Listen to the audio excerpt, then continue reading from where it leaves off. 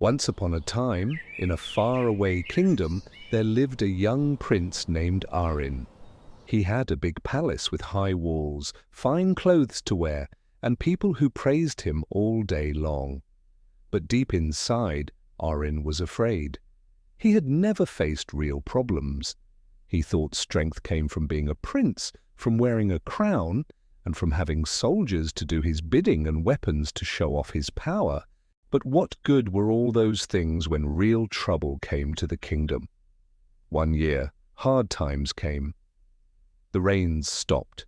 The fields went dry, the people had no food, and enemies from other lands prepared to attack. Then the king, Arin's father, fell terribly sick. Now it was time for Prince Arin to lead the kingdom. But Arin was scared.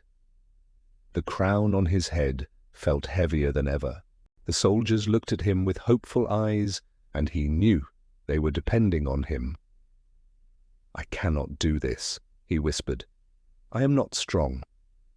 Afraid of what might happen if he failed, he left the palace and walked alone into the forest. After many days, tired and hungry, Prince Arin saw an old sage sitting under a tree. The man seemed calm and peaceful, and Arin felt a bit of that calmness flow through him. "Wise one," Arin said, "please tell me, how can I find the strength to save my people? I have money, soldiers, and weapons, but I still feel weak." The sage looked at him with kind eyes and pointed to a large stone nearby. "Take this hammer," he said. "Strike the stone." Arin picked up the heavy hammer and hit the rock once, then twice, 10 times, 20 times. Still the rock did not break. Tired and angry, Arin threw the hammer down. "This is useless," he shouted. The sage smiled. "Strength is not about one strike," he said softly. "It is about striking again and again. Every strike makes a difference, even when you cannot see it." Arin stayed with the sage.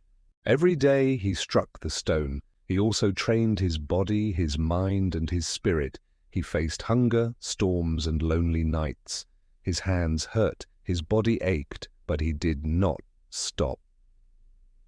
Slowly Arin began to change. He no longer ran from pain. He no longer feared struggle. He learned to endure, to keep going no matter how hard things were.